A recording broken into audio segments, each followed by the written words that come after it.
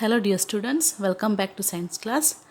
Dear students, today we are going to learn about the last part of the lesson combustion and flame. Today we are going to learn about the types of fuel, quality of a good fuel and the harmful effects of burning the fuel. So now we are seeing here that is the types of fuel. There are three main types of fuel. The first one is solid fuel. In the solid fuel comes wood, cow dung cakes, charcoal, coal. I hope you are familiar with these solid fuels. Wood is available, and everyone knows the nature of wood and the quality of burning. When you burn wood, because of incomplete combustion, the burning of wood produce so much of smoke. Unburned carbon particles are will be attached or will be covered on the vessels when we use this wood as a fuel. And even this cow dung cake also, cow dung of the animals are dried and it can also be used as a fuel. And charcoal and also coal, they are used as fuel, and we know that they do not produce flame, and these are the solid fuels which are used as fuel. The next is liquid fuels.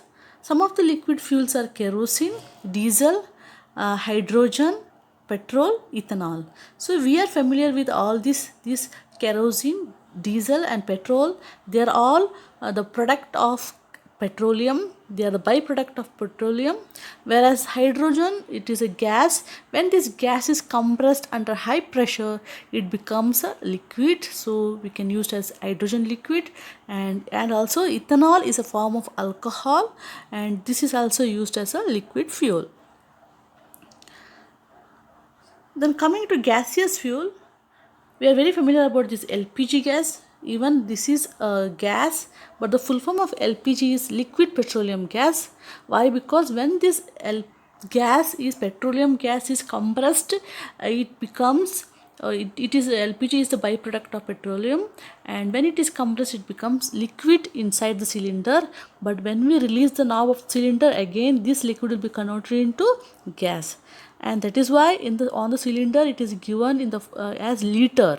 So and so liter of LPG is there in the cylinder, because inside the cylinder it is a liquid. That is why the name liquid petroleum gas. But when we release the knob, again the pressure is reduced and this liquid becomes a gas.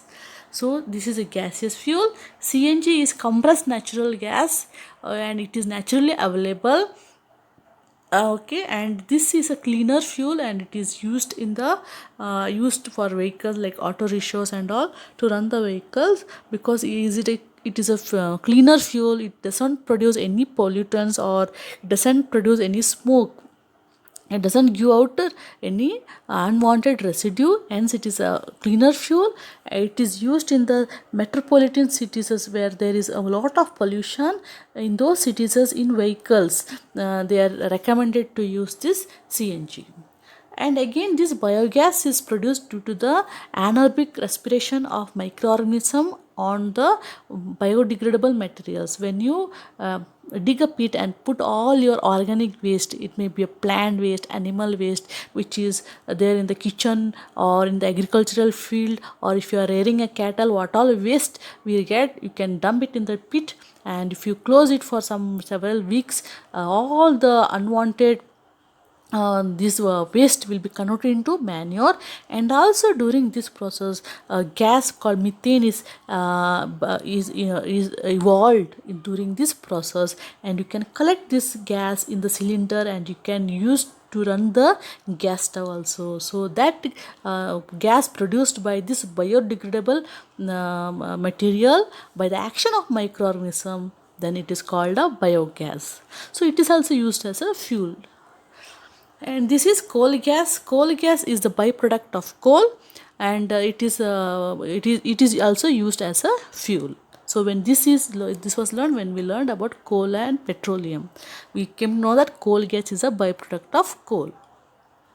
Now we will learn about the characteristics of a good fuel. So there should be some character. If you want to consider a fuel, that fuel should be a good fuel. So what are the characteristics of a good fuel or ideal fuel? So it should be readily available. So that fuel should be readily available in our locality, then only we can use that fuel. So it should be readily available. It should be cheap. So if the fuel is very expensive, you cannot afford to buy it. So better the fuel should be a cheap one, or a affordable price. It should be in an affordable price. It is easy to store and transport. That fuel should be easy to store and transport, for storing at home as well as in the godown. Or it should be very easy for it to transport. Transportation should be easy. So if there is any risk in transportation, again it won't be available in our locality, so we cannot use it. Next, burns at moderate rate. Burns at moderate rate means it should not explode when you are burning that fuel. It should not explode. So it should burn at a moderate. It is moderate means not very slow, not very explosive. It should burn at a moderate, in a medium rate. It should burn, and also it should produce large amount of heat. We should know that we are using the fuel in order to get the heat energy.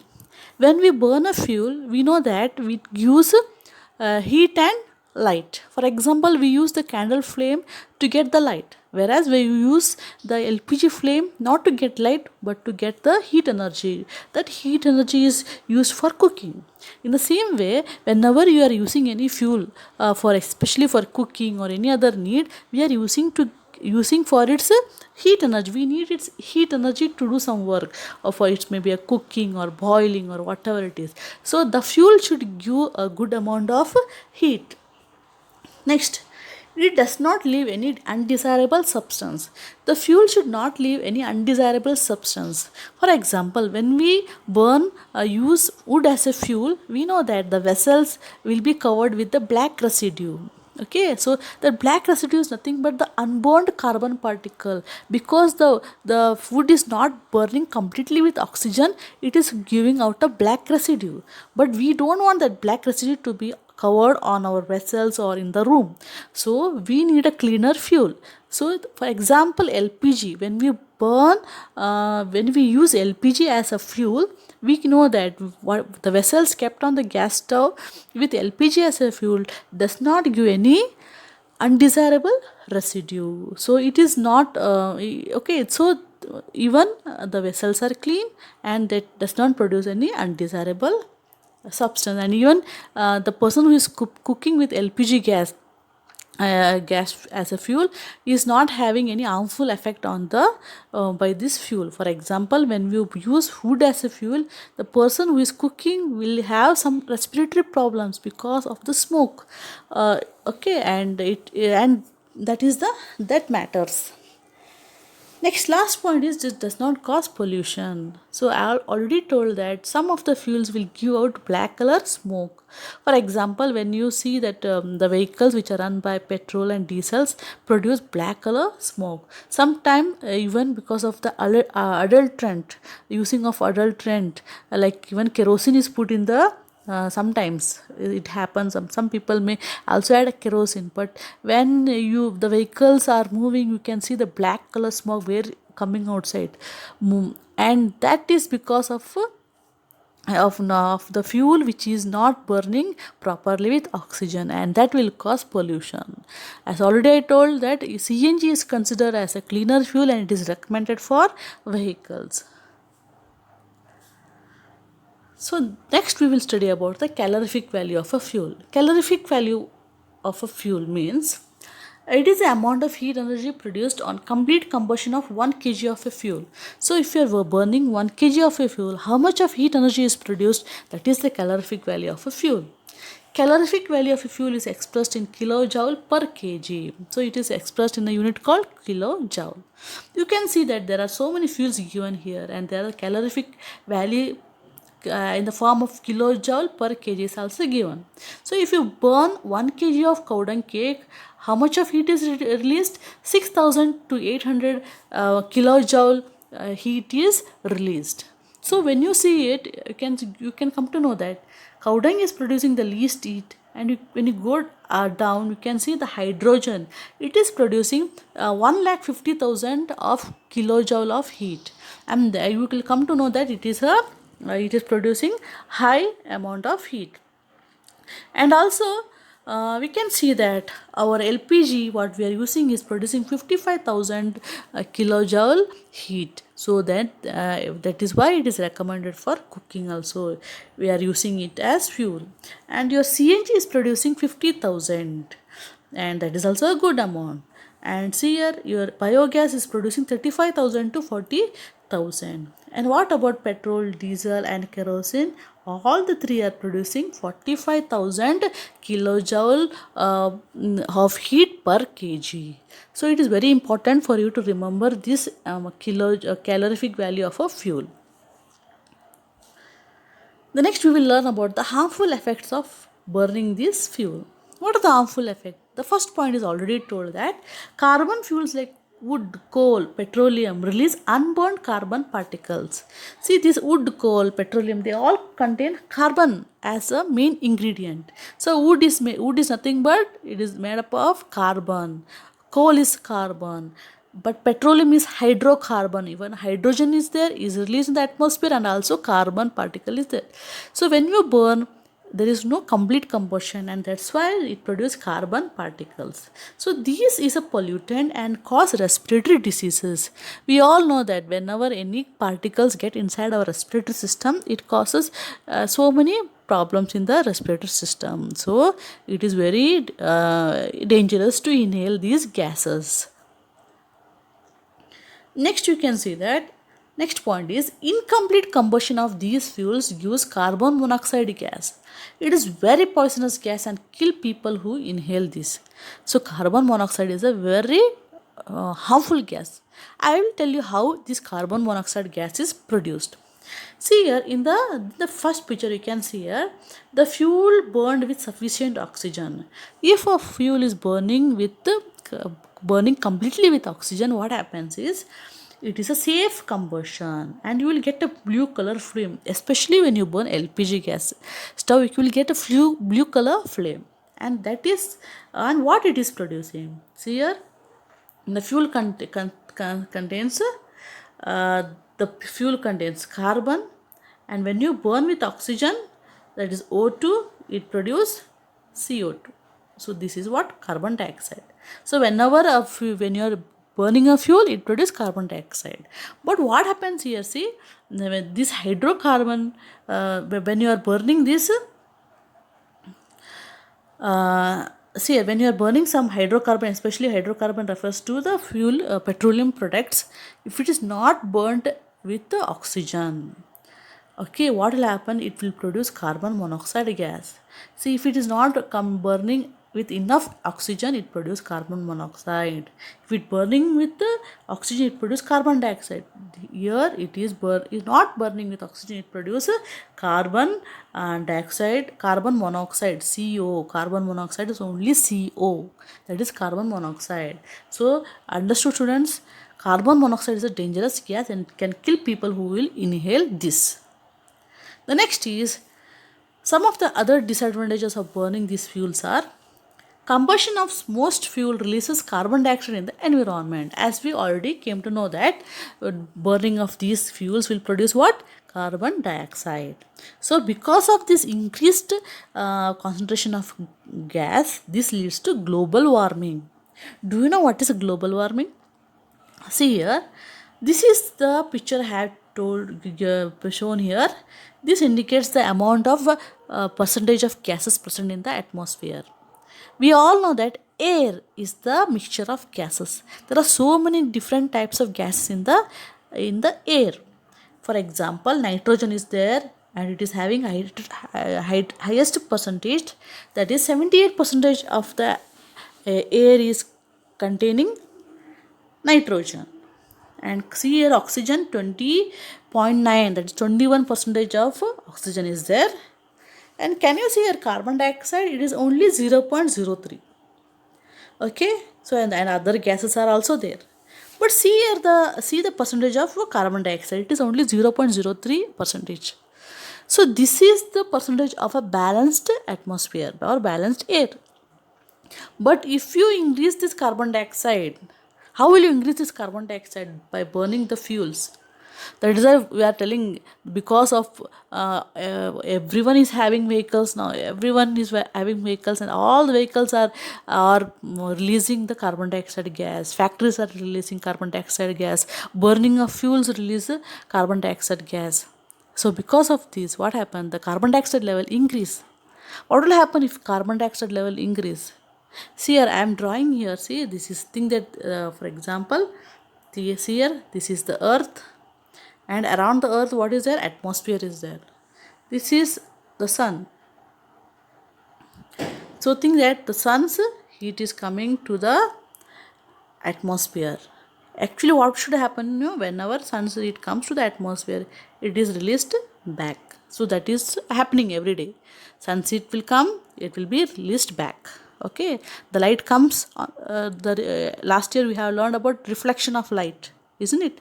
The light comes on the surface and it is reflected back. But if the carbon dioxide is there, what happens? The sun's heat comes and it is not reflected back, because carbon dioxide is trap this heat energy.